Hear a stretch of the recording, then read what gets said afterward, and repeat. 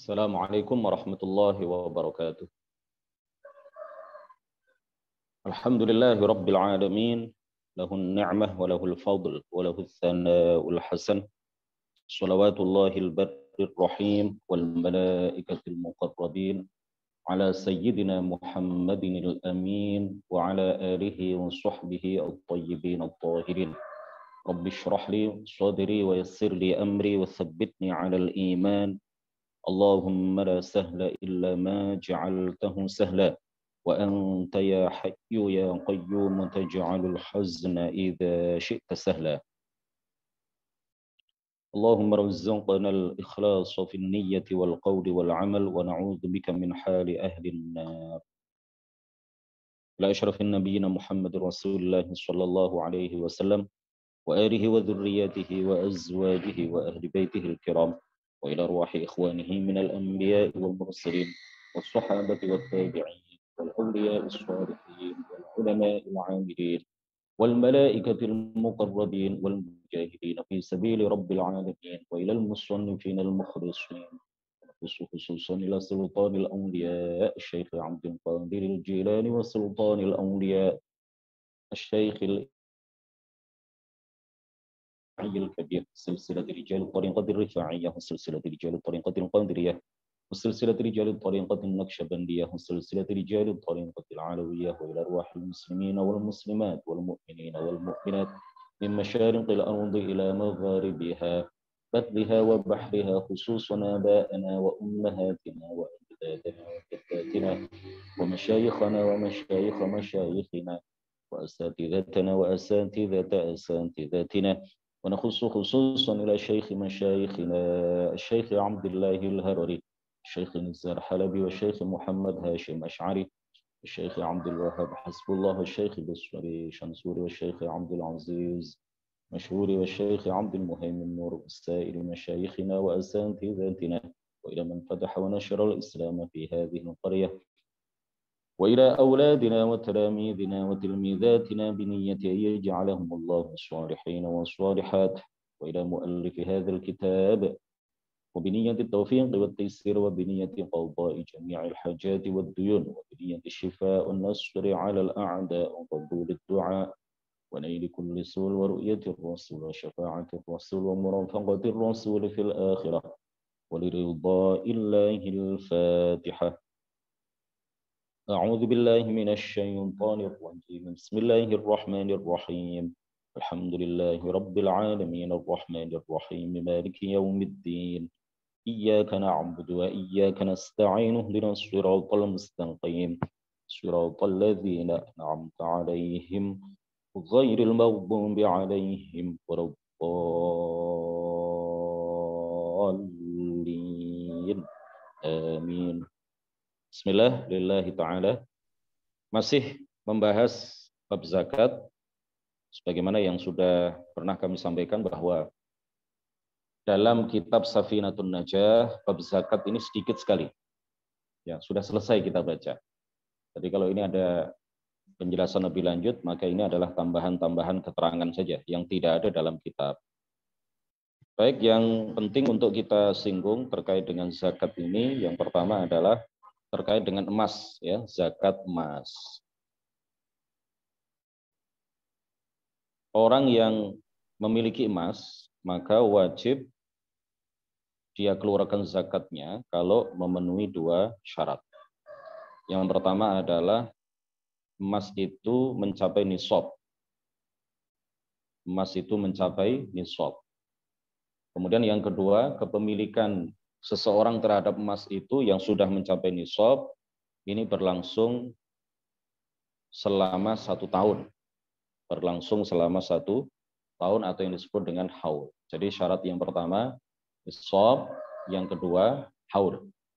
Nisab itu artinya mencapai batas tertentu. Kalau kurang dari nisab, maka seseorang yang memiliki emas tidak diwajibkan mengeluarkan zakat emas. Sudah mencapai nisab, tapi kepemilikan terhadap nisab itu tidak sampai 1 tahun, ini juga tidak diwajibkan untuk dikeluarkan zakatnya. Nisab emas murni, ya. Nisab emas murni. Kalau yang 24 karat itu menurut para ahli belum murni. Kalau 24 karat itu nisabnya beda lagi hitung-hitungannya ya. Yang sekarang kita bahas ini adalah emas yang murni. Emas murni nisabnya adalah 85 gram. Ya, nisabnya adalah 85 gram. Kalau seseorang punya emas, ya emas batangan, kalau emas perhiasan, ini ada perbedaan pendapat di kalangan para ulama. Ada yang berpendapat wajib dikeluarkan zakatnya, dan ada yang berpendapat tidak wajib dikeluarkan zakatnya. Kalau ingin hati-hati, keluarkan zakatnya. Emas perhiasan. Kalau mencapai 85 gram. Nah, yang tidak ada perbedaan pendapat adalah emas batangan. Kalau kita punya emas batangan 85 gram, emas murni batangan 85 gram, atau lebih ya, atau lebih, kemudian kepemilikan kita terhadap emas yang mencapai nisab, ya nisabnya tadi minimal berapa, 85 gram, setelah mencapai hitungan 1 tahun dari kepemilikan awal kita terhadap emas itu, maka kita wajib mengeluarkan zakatnya 2,5 gram berupa emas. 2,5 gram ya. 2,5 maksud saya adalah 2,5% ya, 2,5% dari 85 dari minimal kepemilikan seseorang terhadap emas sebanyak 85 gram emas murni. Jadi kalau seseorang punya 100 gram emas, berarti ya tinggal di persentasi saja. Yang wajib dikeluarkan zakatnya adalah 2,5%, berarti 2,5 gram. Kalau punya 85 gram, ya 2,5%-nya adalah 2,125. 2,125 gram emas. Ini yang wajib dikeluarkan. Jadi syaratnya 2, orang yang punya, teman-teman yang baru bergabung, saya ulang sedikit. Seseorang yang memiliki emas, ya emas batangan, apakah diwajibkan mengeluarkan zakatnya? Ya, dengan 2 syarat. Yang pertama nisab, mencapai nisab. Yang kedua adalah kepemilikan terhadap nisab itu mencapai haul, mencapai 1 tahun. Kalau emas perhiasan, ini ada perbedaan pendapat di kalangan para ulama, apakah wajib dikeluarkan zakatnya ataukah tidak? Sebagian ulama menyatakan wajib, sebagian ulama menyatakan tidak wajib. Kalau ingin lebih hati-hati, maka dikeluarkan saja zakat emas perhiasan, ya untuk lebih hati-hatinya. Apa yang dimaksud dengan emas batangan dan emas hiasan? Emas perhiasan itu ya emas yang dipakai oleh ibu-ibu sekalian, ya seperti anting, seperti gelang, ini emas perhiasan. Kemudian kalung, ya dan semacam itu, cincin, ini adalah emas perhiasan. Nah, emas perhiasan itu seandainya mencapai nisab 85 gram, kemudian mencapai haul, kepemilikan terhadap 85 gram emas perhiasan itu mencapai hitungan 1 tahun. Apakah wajib dikeluarkan zakatnya? Ini ada perbedaan pendapat. Satu pendapat menyatakan wajib, satu pendapat mengatakan tidak wajib. Itu kalau emas perhiasan. Yang disepakati harus dikeluarkan zakatnya, yang wajib dikeluarkan zakatnya, ya tidak ada perselisihan pendapat, adalah emas, bukan emas perhiasan, ya seperti emas batangan. Ya emas batangan, emas berupa bisa dibeli online sekarang ada ya, online sekarang ada. Jadi membeli emas batangan biasanya untuk tabungan ya, daripada menabung uang yang nilainya naik turun. Ya, uang itu nilainya naik turun, lebih stabil kalau kita menabung emas. Ya, berupa emas batangan. Ya, emas batangan berupa batang-batang gitu ya. Itu sebagian orang biasanya untuk investasi, untuk tabungan. Jadi sebagian orang itu memilih untuk menabung emas daripada menabung uang. Karena nilai uang itu bisa fluktuatif, bisa naik turun. Cenderung turun ya, semakin tahun nilai uang itu semakin turun. Kalau emas nilainya stabil. Uang mungkin 100.000 nominalnya sama, 100.000 tahun 98, 1998. Nominalnya 100.000. Dengan 100.000 pada masa kita sekarang, Nominalnya sama, tapi nilainya sudah turun.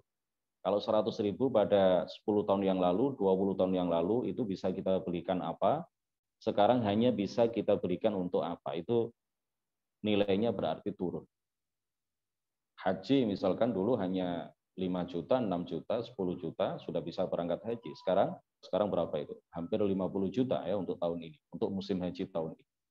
Jadi nilai uang itu cenderung turun dari tahun ke tahun. Yang tidak turun, yang stabil itu biasanya adalah tanah dan emas. Ya, makanya ada sebagian orang itu yang investasi tanah, beli tanah di mana-mana, ya, untuk tabungan katanya. Kemudian sebagian orang, ya, teman-teman saya yang saya kenal itu mereka lebih memilih untuk menabung emas karena nilainya stabil.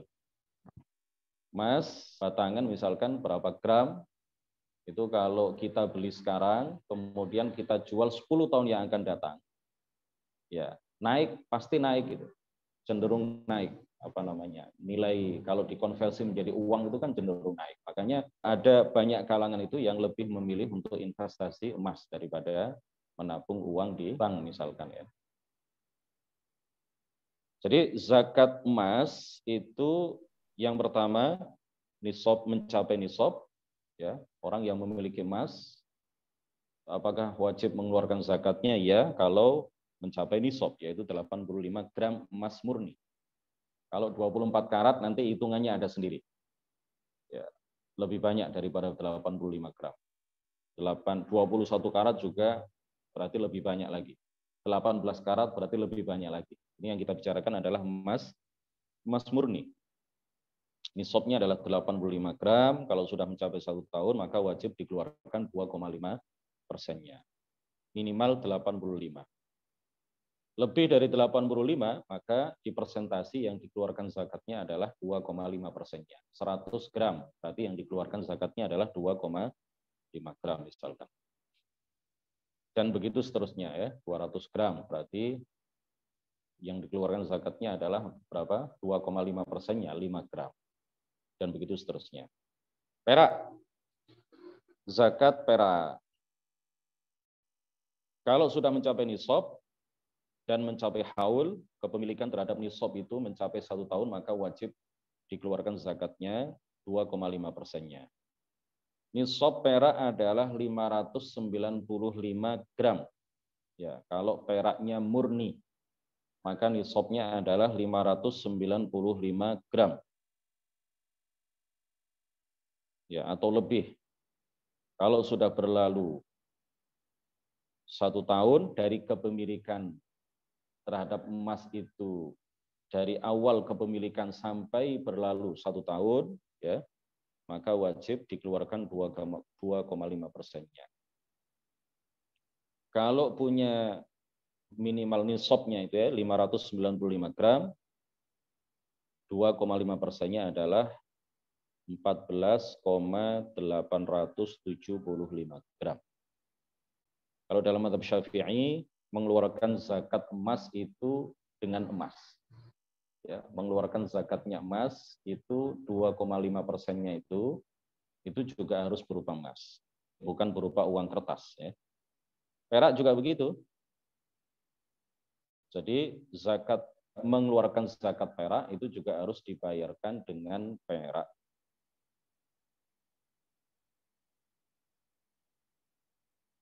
Baik, uang kertas, apakah wajib dikeluarkan zakatnya?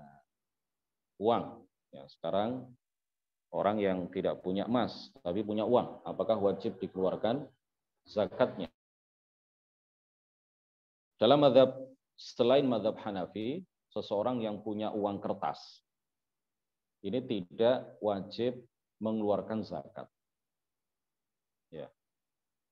Dalam mazhab Syafi'i, dalam mazhab Hambali, dalam mazhab Maliki, orang yang punya kertas, sebanyak apapun uang kertas itu, tidak wajib bagi dia untuk mengeluarkan zakatnya. Tapi dalam mazhab Hanafi, uang kertas itu kedudukannya sama dengan apa? Emas dan perak. Oleh karena itu, wajib dikeluarkan zakatnya. Sama dengan emas dan perak, ya. kedudukannya, dan juga cara mengeluarkan zakatnya, ketentuan-ketentuannya itu sama juga dengan emas dan perak dalam mazhab Hanafi. Ya, artinya harus mencapai nisab, ya, harus mencapai nisab, dan kepemilikan terhadap uang kertas yang mencapai nisab itu berlalu sampai 1 tahun. Itu baru kemudian wajib dikeluarkan zakatnya 2,5%-nya. Nah, dalam mazhab Hanafi terkait dengan masalah zakat ini menggunakan kaidah bahwa seseorang itu membayarkan kadar dengan standar besaran yang lebih bermanfaat bagi orang-orang fakir. Atau yang paling bermanfaat bagi orang-orang fakir. Sehingga apa? Disamakan dengan emas atau perak nisabnya. Kalau dalam hitungan kami di Yayasan Syahama, terkait dengan zakat uang kertas ini kita samakan dengan perak, ya, bukan dengan emas. Karena perak ini lebih maslahat, lebih bermanfaat bagi orang fakir ketimbang kalau kita samakan uang kertas itu dengan emas. Kenapa dikatakan lebih bermanfaat kalau kita samakan dengan perak? Karena nisabnya lebih sedikit. Jadi orang punya uang kertas, nanti akan kita sampaikan hitung-hitungannya. Orang kalau punya uang kertas, kalau disamakan dengan kedudukan perak, itu nisabnya hanya sedikit. Sehingga seseorang mempunyai uang kertas yang jumlahnya tidak begitu banyak, itu diwajibkan bagi dia untuk mengeluarkan zakat bagi orang-orang fakir dan miskin, dan juga kepada asnaf yang lain, ya, golongan yang berhak menerima zakat. Tapi kalau emas, nisabnya emas itu kan besar, ya, 85 gram. Itu kalau di konversi menjadi uang itu sudah berapa itu? Ya, sekian puluh juta. Tapi kalau disamakan dengan perak, nisabnya itu sedikit. Ya, tidak sampai 10 juta. Itu orang sudah wajib mengeluarkan zakat uang. Ini kalau ingin mengikuti mazhab Hanafi, dan inilah dalam masalah zakat uang, ya, mazhab Hanafi lebih hati-hati, dan kalau kita ingin ihtiyat, kalau kita ingin mengedepankan kehati-hatian, maka kita ikuti mazhab Hanafi dalam masalah ini. Ya, dalam masalah zakat uang kertas ini. Tapi kalau Bapak Ibu ingin mengikuti mazhab Syafi'i, sebanyak apapun panjenengan, sebanyak apapun Bapak Ibu memiliki uang, simpanan uang, tabungan uang, ya, dalam mazhab Syafi'i tidak diwajibkan mengeluarkan zakat.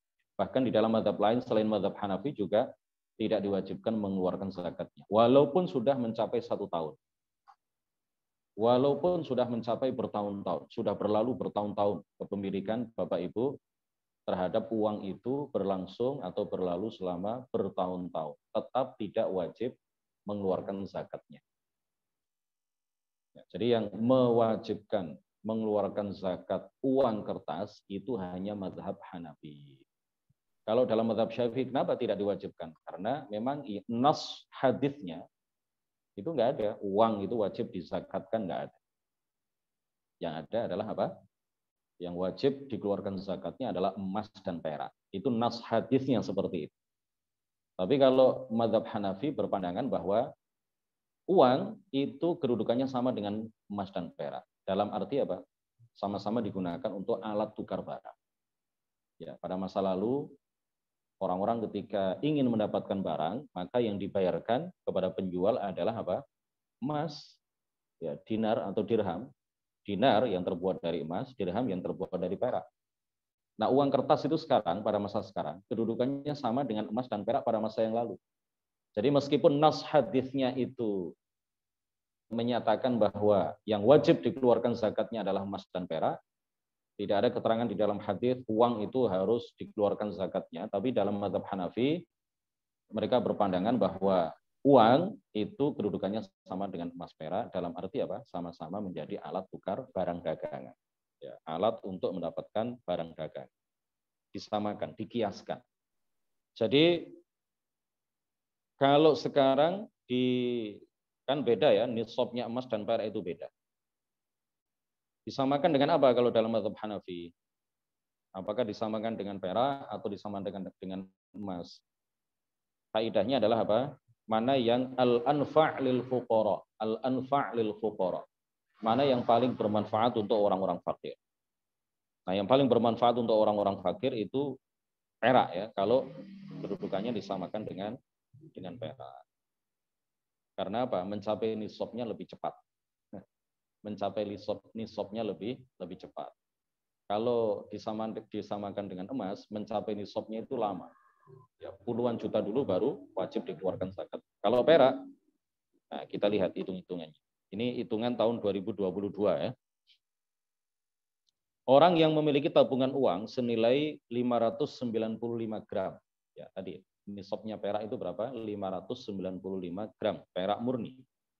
Ya, atau lebih. Orang yang punya uang, tabungan uang, simpanan uang senilai 595 gram perak murni. Kemudian berlangsung selama 1 tahun kepemilikan itu, tidak berkurang dari nisab.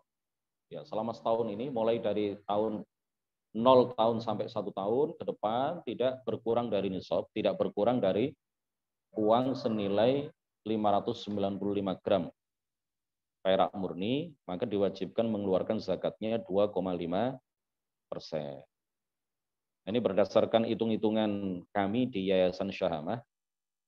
Ini kami tahun kemarin ya, pada menjelang bulan Ramadan. Tahun ini insya Allah kami akan menghitung kembali ya, karena harga perak itu ya tidak sama antara tahun sebelumnya dengan tahun berjalan. Kalau berdasarkan hitungan tahun 2022, harga perak murni 1 gramnya itu 11.750.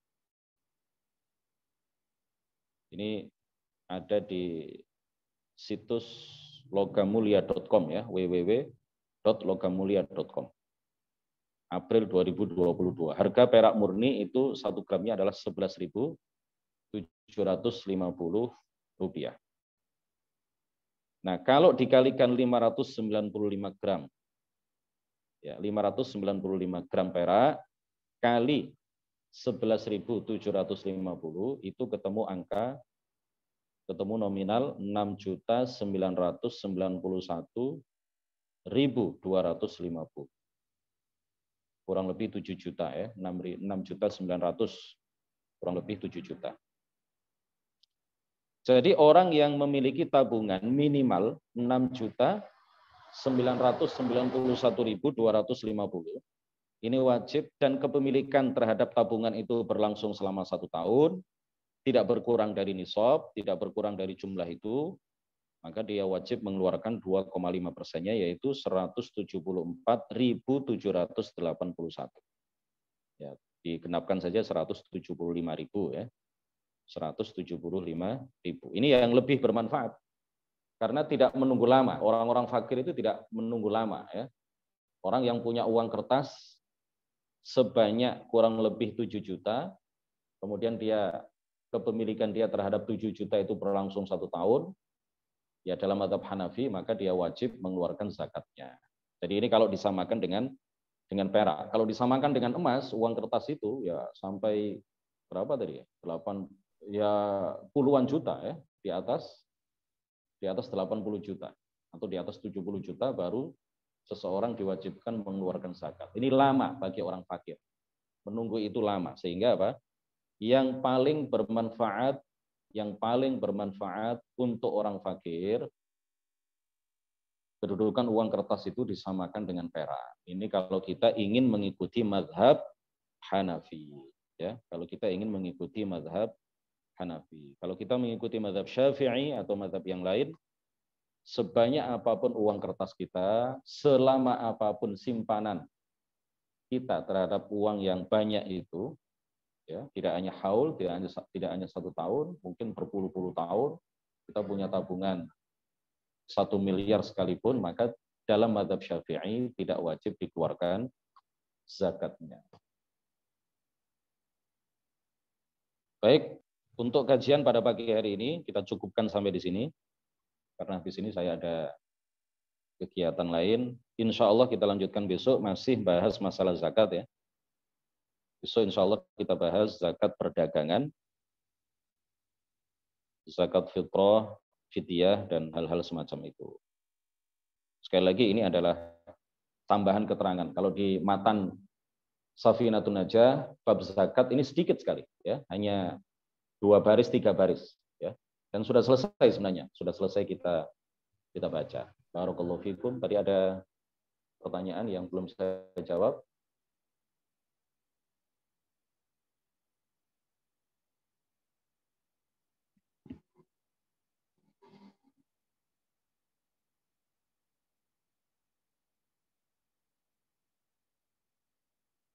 Kalau ada orang yang punya uang tabungannya lebih dari 7 juta, tapi orang tersebut punya hutang lebih dari tabungannya, apakah wajib zakat? Ya, dibayar dulu hutangnya.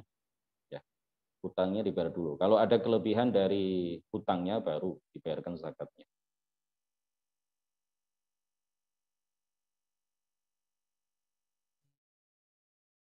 Sudah meninggal dan ia punya tanggungan zakat, apakah wajib diqadha? Iya, dibayarkan diambilkan dari hartanya, ya. Kalau memang ya dibayarkan tanggungannya. Ya kan orang mati itu kan dibayarkan zakatnya, dibayarkan hutangnya, dilaksanakan wasiatnya dan lain sebagainya. Nuhalil wa nusalli ala nabi la ilaha illallah Allahumma salli ala sayyidina Muhammad wa ala alihi wa sahbihi wa sallim rabbi ighfir li wa liwalidayya wa lil mu'minina wal mu'minat. Wassalamualaikum warahmatullahi wabarakatuh.